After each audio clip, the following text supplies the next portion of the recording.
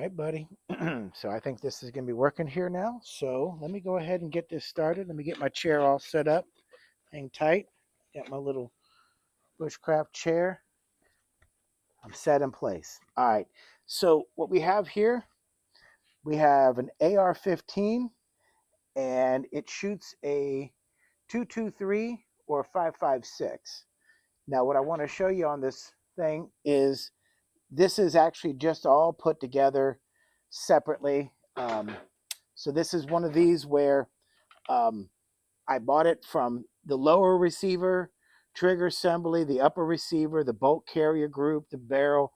All of these things came separately. It only takes one tool, and it's a pretty cool. So we're going to get rid of the magazine, and we're going to go ahead and pull out. So these right here are the two pins that hold the upper and the lower receiver together. So let me pull these out. Needs a little bit of fingernails. Hang tight. Boom. There we go. And then let me get this pin out. Right there. So there I've got a lower receiver. It has a trigger assembly in there. And then it has a collapsible buttstock, right? That's it. So this piece right here, this lower assembly, I can pick this up for $100, a really good one. Actually, we can go just regular standard mill for $39. The trigger assembly I could pick up for another $27 up to $67, depends on what you're looking for. You don't even have to compromise. Uh, the product is just still a good product no matter what you spend on it. They're all going to be mil spec, right? So if you notice here, I got a little smiley face. That's because I keep my finger on the smiley face and not the pew pew button.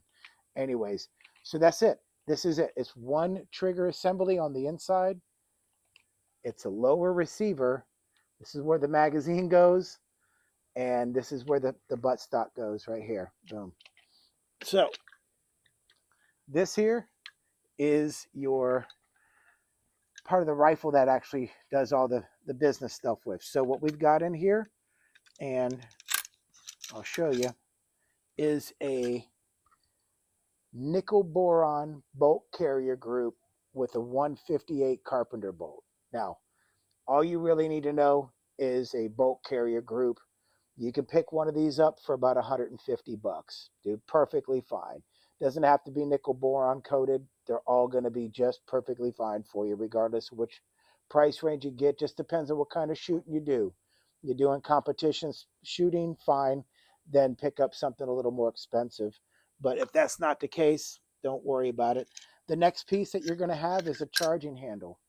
This little charging handle goes right inside here, and it is what pulls and charges the weapon. So get this out of here, and then this part right here, minus the barrel. See, the barrel is attached right here, right? So the barrel comes at so this is part that actually fits onto here, right? You can see this in here.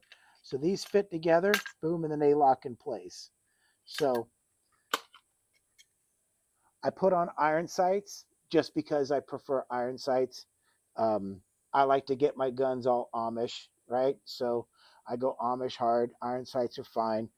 I'm not trying to red dot it. I'd love a red dot if I could afford one, but I'm just a cheap bastard, so I'm not going to get one. This particular button you might see here, some upper receivers have what they call a forward assist. Now, forward assist helps in the event that you have a um, jammed round, right? This will forward assist and push it into the barrel, so that way you don't, um, if you stovepiped it, this will help, right? Generally, it's a hit or miss. Whether I've never used one, dude. I mean, it's on almost all of them. Some of you can get without it, but it doesn't matter whether you get one or not. And then the last piece that we'd have to attach would be this is a dust cover, and you can get these dust covers and anything you want. People get them. There's all kinds of um, live free or die kind of stuff. You could whatever you want, man. I went with plain Jane just because I'm a plain kind of a guy. So, with that being said, that is legitimately everything that we're looking at here. So if I bought one that was complete on the lower receiver where I didn't have to fiddle with the trigger, setting up the trigger, then we could get this whole setup for $139. I could pick this up for $59.